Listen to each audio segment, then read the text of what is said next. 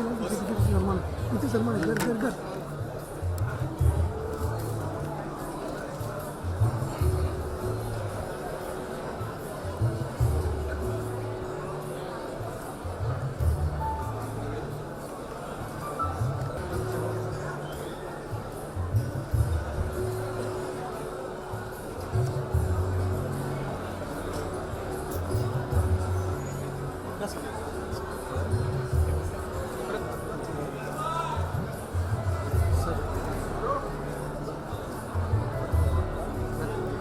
बस इधर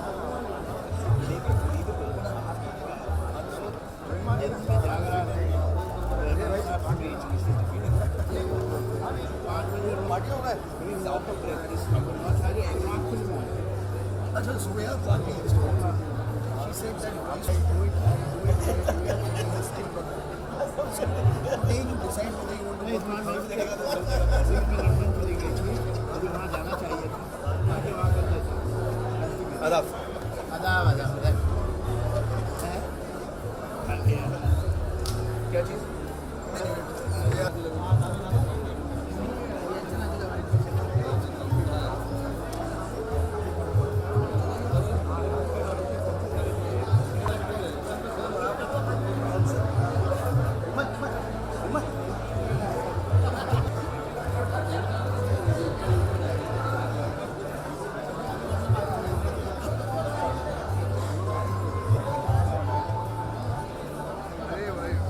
हाँ जान लो प्लीज जरा हेल्प कर प्लीज हम लोग को मालूम ही नहीं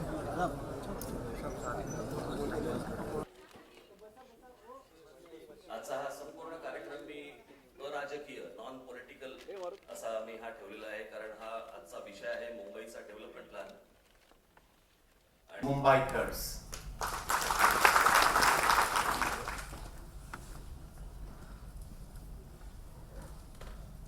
This is a document over these few issues that I will come to soon.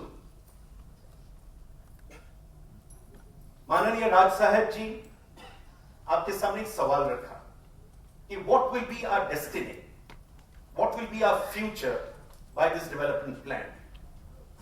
दोस्तों, यहां पर उपस्थित कुछ खास लोग हैं, आप सभी खास हैं, लेकिन चर्चा के लिए आप थोड़े शब्दों में आपका जो विचार है, आपने जो देखा सुना या आप जानते हैं मुंबई का डेवलपमेंट प्लान के बारे में या मुंबई के बारे में और यहां कैसे रखें। अमीर जी नमस्कार। मुझे लगता है यहाँ पर शायद मुझसे ज़्यादा जानकार लोग मौजूद हैं, लेकिन आज जो मैंने देखा जो सुना मुझे बहुत ही आश्चर्य हुआ।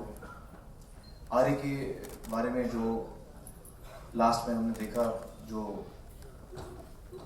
वाइल्ड लाइफ है जो टोटली डिस्ट्रॉय होने वाली है, वो बहुत ही शॉकिंग है और बहुत ही डिस्टर्बिंग है।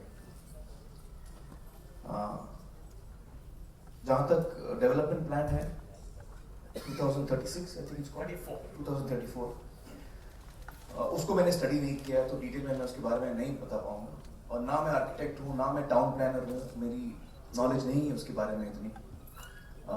आप जैसे एक्सपर्ट्स हैं जो इस डॉक्यूमेंट को समझ भी पाए, एक साधारण इंसान के लिए वो डॉक्यूमेंट समझना ही मुश्किल हो जाएगा कि उसकी क्या इम्प्लीकेशंस हैं। तो इसके लिए हम डिपेंड करेंगे एक्सपर्ट्स पर, और हमारी ये उम्मीद है कि कि जो एक्सपर्ट्स इसको स्टडी करेंगे, इस पे चर्चा जरूर होनी चाहिए। एक बात तो तय है आज सुबह के प्रोग्राम के बाद कि इस पे चर्चा जरूरी है और इसको बेहतर समझना जरूरी है। आम इंसान को इन बातों की जानकारी इतनी नहीं है, समझ नहीं है, मुझे भी नहीं है, हम आर्किटेक्ट नहीं है, हम टाउन प्लानर्स नहीं है, लेकिन जिन लोगों को है वो एक सही नियत से इस चीज को डिस्कस करें और मुंबई के लिए, लोगों के लिए सही जो फ्यूचर है वो प्लान किया जाए एक अच्छी तरीके से। ये बात तो तय है कि इस पर चर्चा जरूरी है। और आरे के बारे में जो मुझे लगता है कि वो बिल्कुल वाइल्ड लाइफ को हमें डिस्टर्ब नहीं करना चाहिए। I don't think we have the right, we don't have the right to do that. Farhan, a few words from you. नमस्कार। मैं बिल्कुल सहमत हूँ जो भी कहा गया है यहाँ इस स्टेज पर। सिर्फ थोड़ा बहुत मैं डिफर करूँगा। जो आपने कहा कि उसे आश्चर्य हुआ, मुझे कोई आश्चर्य नहीं हुआ। मैं मुंबई में ही पैदा हुआ हूँ और पिछले जो 40 सालों में मैंने देखा है जो डेवलपमेंट हुआ है वो इस तरह से हुआ है कि जो एक health, environment, air quality, life quality जो होनी चाहिए वो दिन ब दिन कम होती जा रही है। तो ये बहुत मतलब एक ज़रूरी मुद्दा है और ये बहुत ही एक इम्पोर्टेंट अब घड़ी आ चुकी है जब हमें ये फैसला लेना पड़ेगा कि ये शहर किसका शहर है।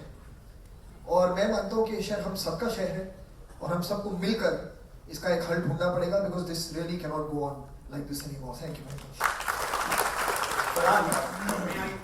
सलीम जी, सब बॉम्बे से बाहर जाते होंगे, बहुत दुनिया में खूबसूरत खूबसूरत कंट्री है, न्यूजीलैंड, साउथ अफ्रीका और बहुत सी जगह, स्विट्जरलैंड। मगर जब भी हमारा प्लेन वापस बॉम्बे आता है और डिसेंड करने लगता है तो खुशी होती है कि हम अपने घर पहुंच रहे हैं, और जब वो लैंड करता है तो ऐसा लगता है हम अपने घर आ गए। इस घर को हमें साफ रखना है। दूसरी बात यह है कि एक छोटा सा idea, every person can bring a change, every person.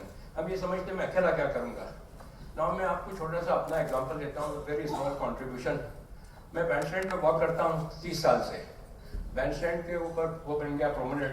Promenade तो बहुत साफ रहता था, मगर अगर आप नीचे देखें तो इतना प्लास्टिक, इतना कचरा होता था कि बीच में बीच पूरा भरा हुआ था, दिखता भी नहीं था, रेती दिखती थी ना, रॉक्स दिखता था। वहाँ कुछ रैक पिकर्स आते थे, मैंने उनको बुलाया और मैंने कहा कि तुमको कितने पैसे मिलते हैं? कि साहब ये कचरा उठाते हैं, रिसाइकलिंग का जो कचरा होता है उसमें 100-1 रुपये मिल जाते हैं। एक आइडिया आया मुझे, मैंने कहा हम तुमको 2 बैग देंगे, एक में कचरा उठाओ अपना जो तुम्हारे काम आता है, और बाकी दूसरे के अंदर कचरा उठा के यहाँ सड़क पे रखो। वो बैंड स्टैंड उस वजह से आज 2 साल से काम चल रहा है। बैंड स्टैंड मुंबई का सब में क्लीन बीच है। हर आदमी को ये सोचना चाहिए कि मैं क्या कर सकता हूँ, and he can make the difference. May I request Ritesh to say a few words? नमस्कार. सर्वप्रथम माझ्या शहराबद्दल माझे डोळे उघडल्याबद्दल त्या माणसाचे आभार. आपण सर्व आपल्या आपल्या कामामध्ये व्यस्त असतो दैनंदिन जीवनात, आणि आपल्या शहरामध्ये काय चालू आहे, आपल्या अवतीभोवती काय चालू आहे याच्याकडे लक्ष कमी असतं. यात माझंही लक्ष कमी होतं आणि आज नंतर राहणार नाही एवढं नक्की इथे खात्री आहे. जेव्हा एखादा डीपी प्लॅन बनतो त्याच्याबद्दल बरेचसे रिपोर्ट्स तयार होतात. ह्या सामान्य जे आपण लोक आहोत आपल्याकडे ह्या रिपोर्ट्स पोहोचत नाहीत. आपली इच्छाही नसते ती पाहण्याची, ते इंटेंट नसतं आपल्यामध्ये. अशा प्रोग्राम झाल्यानंतर डोळे उघडतात, रे आपल्या शहरात एवढ्या सगळ्या गोष्टी होत आहेत, असं होणार आहे का? तर मला असं वाटतं की जेव्हा कुठलाही निर्णय हा लोकांसाठी जेव्हा एक इन्स्टिट्यूट घेतं किंवा गव्हर्नमेंट घेतं, तो निर्णय लोकांपर्यंत पहिला पोहोचावा की ह्या शहरात जेवढी लोक राहत आहेत त्या लोकांपर्यंत ह्या शहराचा बदल अशा पद्धतीने होणार आहे, ही गोष्ट पहिली लोकांपर्यंत पोहोचली पाहिजे आणि त्याच्यावर मतदान झालं पाहिजे की बाबा तुम्हाला हे पडतंय का नाही. आणि ते मतदान झाल्यानंतर लोकांनी ठरवलं पाहिजे की आपल्या शहरात सगळ्या गोष्टी मान्य केल्यानंतर की समजल्यानंतर सर्वप्रथम की लोकांचं मत हे घेतल्याशिवाय एवढा मोठा निर्णय करणं हे चुकीचं आहे. मला वाटतं की शुभेच्छा, आपण सर्व इथं आहात आणि जसं आमिर आणि सलीम साहेब आणि फरान हे त्या तिघांनी इथं आपली मत मांडलं की खरंच आपल्याला आपल्या शहराबद्दल अधिक जाणकारी पाहिजे, अधिक माहिती पाहिजे आणि प्रत्येकाने आपल्या परीने हे काम केलं पाहिजे. आरे सारखे विषय असतील, इतर विषय असतील, म्हणजे फक्त आरे नव्हे तर प्रत्येक मेट्रोच्या जागी जर 6 पट FSI वाढणार असेल तर त्याचे काय दुष्परिणाम आहेत आपल्या शहरावरती ह्याची अधिक माहिती घेऊन त्याच्यावर नक्कीच आपण सर्वांनी काहीतरी मार्ग शोधला पाहिजे. धन्यवाद.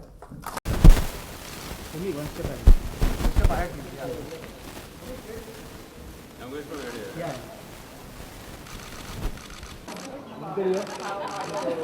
ठेवली.